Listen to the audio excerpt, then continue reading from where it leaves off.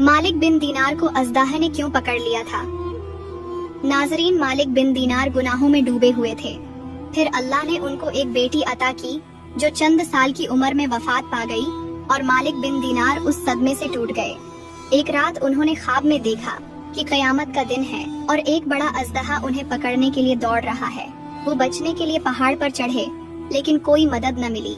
फिर अचानक उनकी बेटी जन्नत के लिबास में आई, अज़दहे को रोका और कहा कि अब्बा जान, क्या अभी वक्त नहीं आया कि आप अल्लाह की तरफ रुजू करें? ये सुनकर वो ख्वाब से जागे, रोते हुए तौबा की और फिर सारी जिंदगी अल्लाह की इबादत में गुजार दी।